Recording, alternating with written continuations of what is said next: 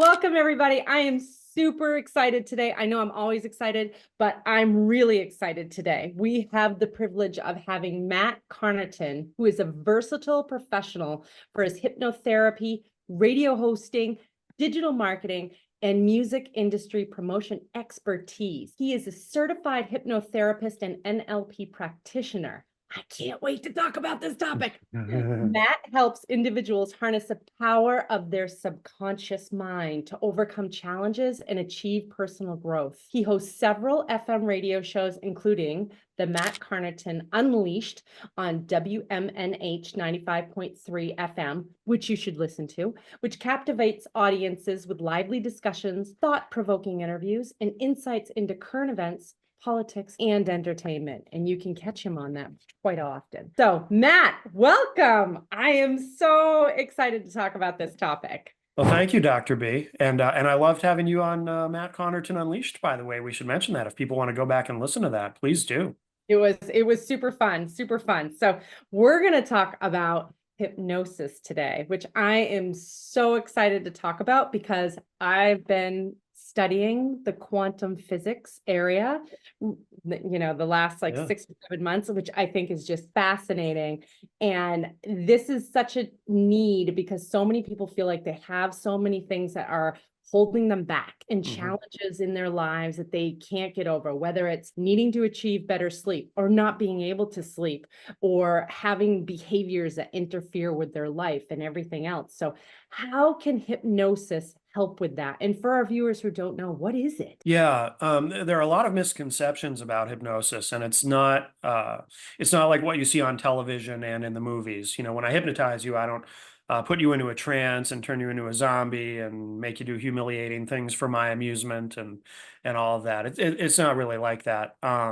In fact, what I like to say is that all hypnosis is self-hypnosis. I'm just guiding you through the process.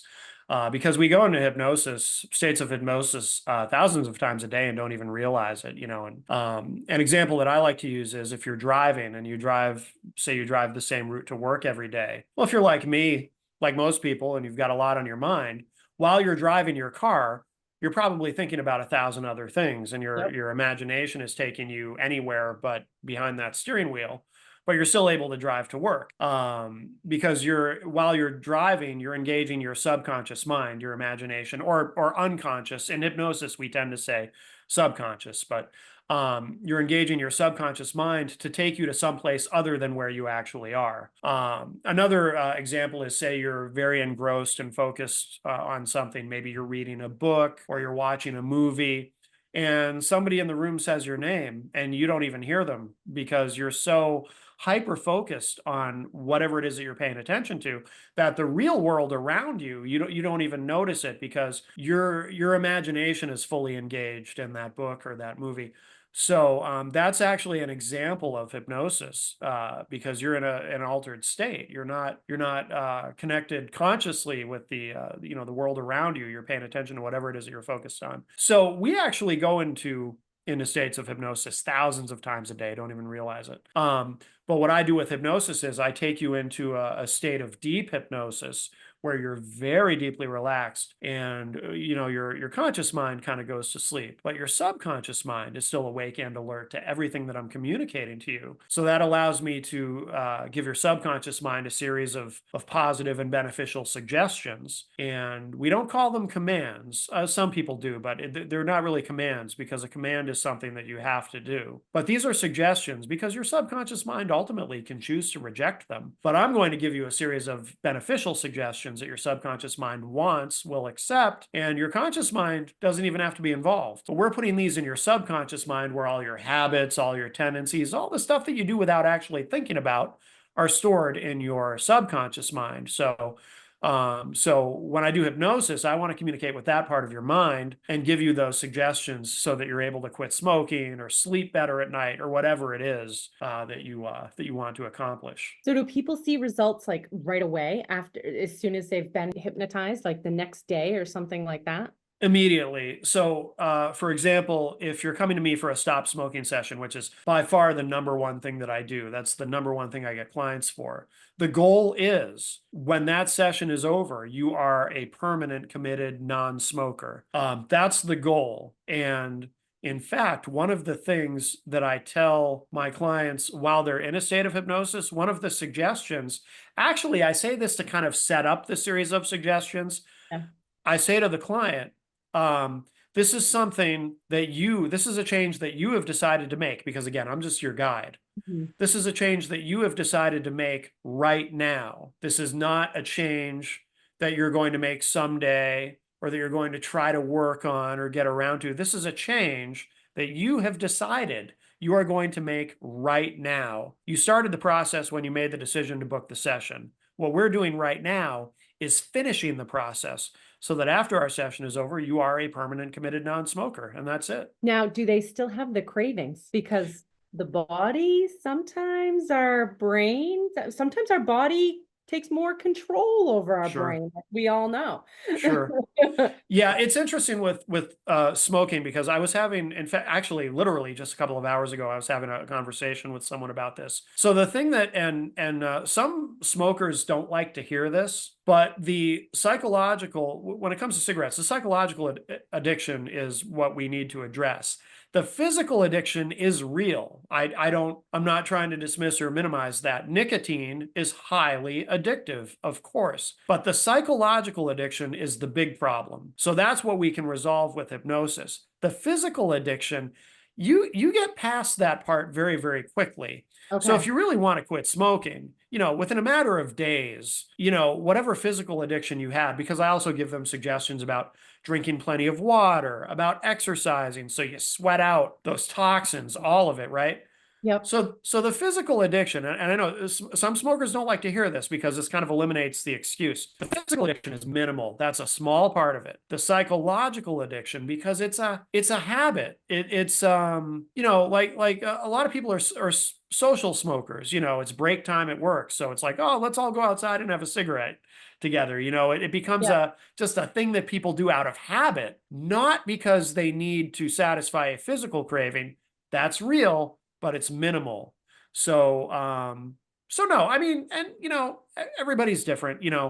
Some people might immediately after a session never have any interest in cigarettes ever again. Some people might still feel a little bit of a craving, but then after a day or two, they're good. Mhm. But everyone's different. Do you ever do hypnosis on children? Yes. I have not had very many, in contrast with adults, I haven't had that many children for clients over the years, but I have had a number of them. Typically, it's because maybe they're having difficulty paying attention in school, so the parent brings a child for a session to help with concentration and focus, or sometimes sleep. That seems to affect everybody of all age groups. Everybody. Yep. Yeah, Everyone. insomnia, Yeah.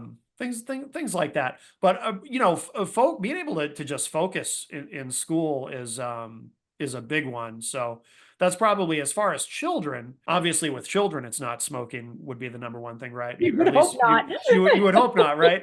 And Although if most so, people. that's great. They'd be getting help for it so soon. That's true. That's true. And when I ask my clients who are smokers, when did you start? Most of them started when they were kids, Right. unfortunately, Yeah, like 12 years usually old. I was just gonna say, usually it's like 12, 13, 14 that they've Yeah. started and everything. So yeah, that's interesting as far as that goes. Do you have people that are unable to be hypnotized? No, anyone can be hypnotized, but the thing that's really important about that, I get this question a lot. But what is important is that the client wants to be hypnotized. In other words, I can't, like when someone says to me, "Well, I don't think you could hypnotize me. I don't think I can be hypnotized." It's like, well, yeah, you're right, because if you're not going to let me, then I can't.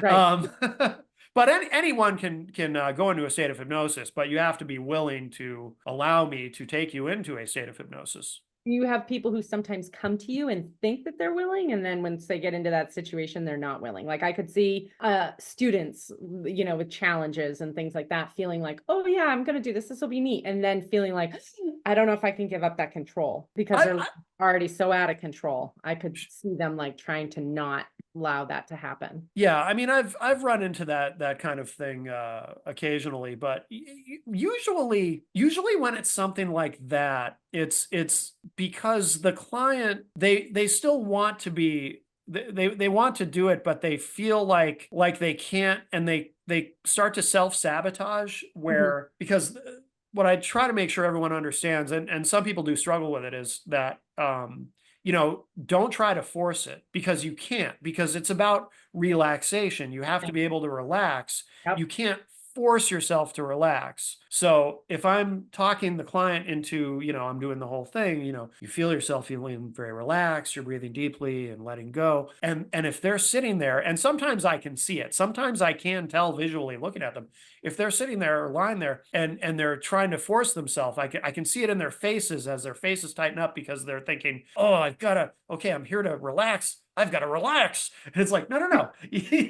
You just, you That's how just I look breathe. sometimes when I meditate. Yeah, yeah. Oh, I'm I've gonna got be to. the best meditator in the world. And then I'm like, grocery list, da da da This da. meditation is going to make me feel so good. Yeah, it does.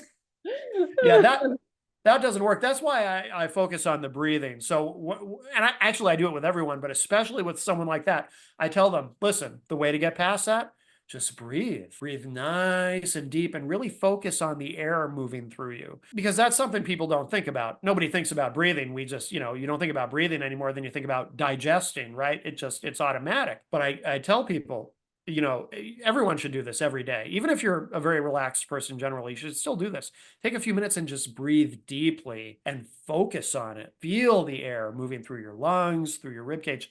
Just feel it and enjoy it. And it just kind of lets out all the negative energy, and I tell people, visualize, imagine yourself exhaling out all the negative energy and breathing in positive energy, and you'll just feel so much better. And that's what I do with clients who are struggling a little bit to relax. You can't force yourself to relax, but what you can do, and then it happens. That's interesting. But it's interesting, because physically, when you're going into a state of hypnosis, physically your body is really going to sleep. Hmm. And so is your conscious mind, but your Yeah. subconscious mind is awake and alert. So the other thing that I explain to clients is, when you're in a deep state of hypnosis, people experience things like, some people feel like they're sinking. So, physically, some people feel like they're floating. Like, I'm a floater if I'm in a very deep state of hypnosis. Some people feel colors. Some people feel tingly, like, if you fall asleep on your arm, and then the lack of circulation, you feel it tingling. And some people don't experience anything like any of that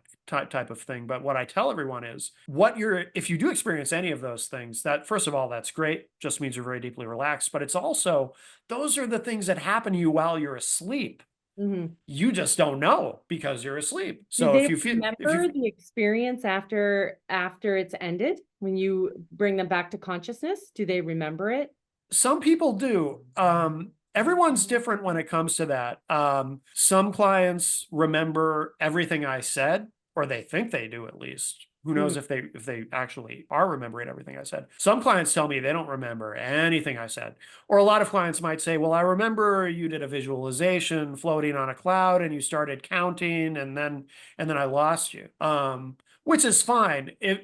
What I also tell everyone is, whatever happens, just go with it. So, say, for example, I'm talking you into a state of deep hypnosis, but you start to daydream. You start to lose track of what I'm saying, because your imagination wants to take you somewhere else other than what I'm saying to you. Just go with it. Let it happen. It's actually a good thing. Just means you're very deeply relaxed. Your subconscious mind, no matter what happens, your subconscious mind is going to hear everything, is Mhm. going to absorb and record everything. So if you start to daydream, you start to drift off, you feel like you're falling asleep, whatever it is, just go with it, because everything's still being recorded in your subconscious.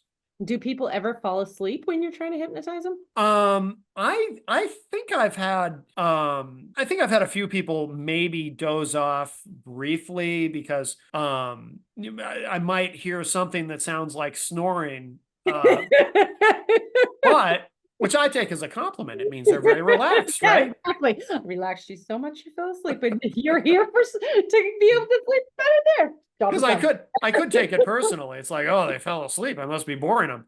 No, but but again, you're simulating what your body does when you're actually sleeping. So it makes sense that if you're someone who snores, that when your body is resting in that way, that you might snore a little bit. A giveaway though is that I can tell they may have dozed off is when I get to the end of the session and I count them out and they don't come out right away. Yeah. But that actually happens relatively rarely, but when it does, it's okay. I just, I count them out and they're not waking up right away. And then I just wait a couple of minutes and then I'll count them out again. And then they come out of it. Okay. Yeah. Yeah, that's interesting. Do people typically need multiple sessions, or is it more of like it's a one and done sort of thing? Or do they come back? Are they like, oh, I worked on this thing. Now I want to work on this. Now I want to work on this. So as far as the multiple sessions question, there's a little bit of controversy around that. Depending on who sees this, if other hypnotherapists are watching this, some might disagree with me on what I'm about to say. That was Matt's disclaimer. That's right. That's right. And that's fine. I mean, we can disagree, but there are hypnotherapists, many who will, so say again, and I always go back to the quitting smoking example only because it's easy and it's the number one thing that I do is helping people quit smoking. If you want to quit smoking and you look online for hypnotherapists, there are hypnotherapists who will try to sell you a package resembling something like, you pay this money for 4 sessions or 5 sessions. And at the end of the 5 sessions, you will be a non-smoker, something like that. That's not how I do it. I was trained by Cindy Kyle Thomas, a great hypnotherapist who Cindy may be retired now. I'm not sure, but she was my trainer, my teacher. And the way that she taught us, because it was a full class of us, but the way that she taught was she told us right up front, she said, look, if we can do it in 1 session, let's do it in 1 session. Change can happen very quickly using hypnotherapy. So from her point of view, if someone comes to you and wants to quit smoking, do the session, get them to quit smoking. If they need a booster, say, down the road, if they need reinforcement and they want to book a follow-up session, great. Do you feel like certain populations are easier to hypnotize than other populations? Like, are children easier to hypnotize than adults, or is everybody pretty much, are there any changes in the demographics? I wouldn't say so, except, well, with one caveat. Children are so used to using their imaginations that it probably is easier, only in the sense that, if I'm talking to an adult, because I use a lot of visualization in my sessions. So for example, if I'm talking to a smoker, I want them to visualize themselves as a non-smoker. Yeah. And I want them to visualize themselves around other people who are smoking, but they're not attempted to smoke and things like that. Okay, I did that for 5 seconds and I'm done. Where the kids can play this game all day. Yeah, and kids are, because occasionally too, I will get a tiny bit of resistance from adults occasionally who might say, well, I don't have much of an imagination, or it's hard for me to visualize, and which I kind of call I think everybody has an imagination, but kids are used to using their imaginations. Like, I've never said to a child, okay, I want you to imagine yourself, sitting in class and focusing on what the teacher is doing or something like that, and have a child say to me, I don't really have an imagination. That's not going to happen. So whereas I learned about that fact recently, so I was doing some research on it, because that's what I do. And I was like, why is it that kids can do that? What is it that's different about how they function? And for adults, we function in beta brainwaves most of the time. So we're a little bit higher, a little bit more energy, a little bit, everything's to the front. They're watching it, we're sensing, we're doing everything with our external world. Kids are in the theta brainwave until they're about 6 years old, and then they start to transition out of it. That's why imaginations start to not be as intense as they get older. Okay. But whatever they're playing is their reality. Yeah. So with that being said, that's also kind of a scary thing, because if they're playing, a video game that's unsafe, or they're watching something on TV that maybe they shouldn't be, that's the reality. Their brain perceives it as reality.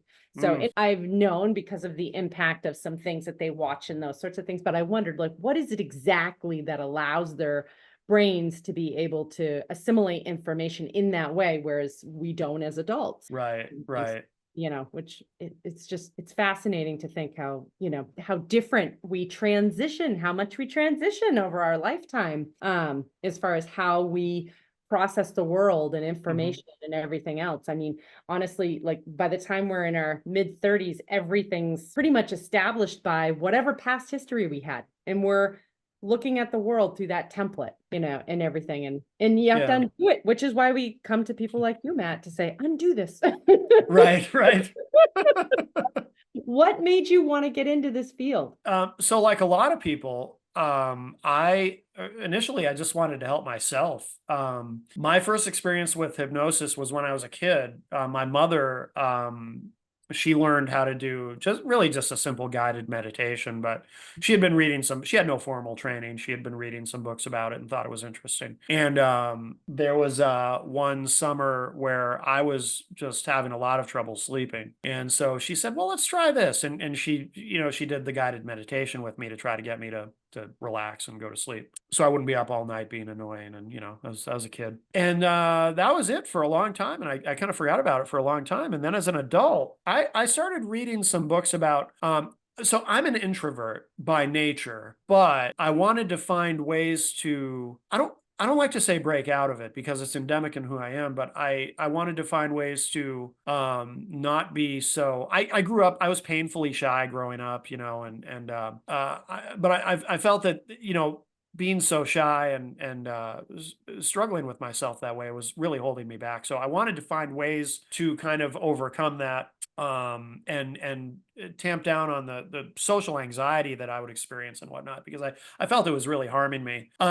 So as I was reading, I actually learned about, because you asked me off air about NLP, neuro linguistic programming. I actually started learning about that first. And in NLP, you use a lot of visualization to make changes. You visualize yourself the way you want to be, and then you're able to make those changes and become that person. So I actually kind of learned things a little bit backward, because I learned about NLP, and then I learned that, this is actually a form of, there's self-hypnosis involved in this. And then I remembered my mother hypnotizing me when I was a kid, and I thought I should learn how to do Yeah. self-hypnosis. Yeah. So I did, and it helped. And then when friends of mine found out, when I would tell them, yeah, I've been doing this self-hypnosis, they would say, well, can you hypnotize me? I would say, I don't know. I've been reading about it. Maybe I can. So I did. I started hypnotizing people I know who just wanted to try it, and turned out I was pretty good at it. Hmm. I surprised myself at how good at it I was.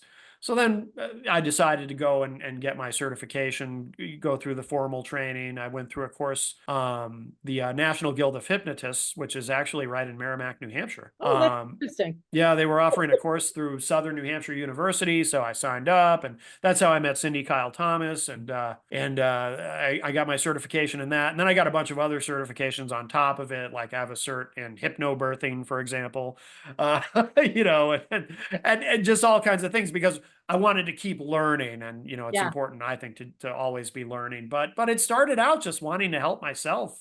Yep. Well, that's how many of our paths, start. Yep, exactly, exactly. So my mother at one point thought it would be fun to have me hypnotized. And so she brought me to watch this hypnotist, and he made everybody get up on the stage and bark like dogs. And one of them like removed his clothes and that sort of thing. And then she said, okay, you're next, and put me up on the stage. And I sat there like this, and I was like, there's no way. There's no way. I Yeah, am not going to act like that in front of people. I was very, very uncomfortable being in front of people as a child and that sort of thing. And I was like, absolutely not. And yeah. that was my first experience with being hypnotized. And then she ended up doing it to quit smoking at one point in time and hadn't smoked since, and that Good. sort of thing, which was fantastic. But I had never really done it. I've done some self-hypnosis for myself, and every now and then when I get into a meditation state deep enough, I lose track of time, space, everything Hmm. else. I'm like, "Woo, yay, good job, Bethany." Yeah. Yeah, that's I pretty wanted cool. to take my dissertation any further, but I was so sick of it at that point.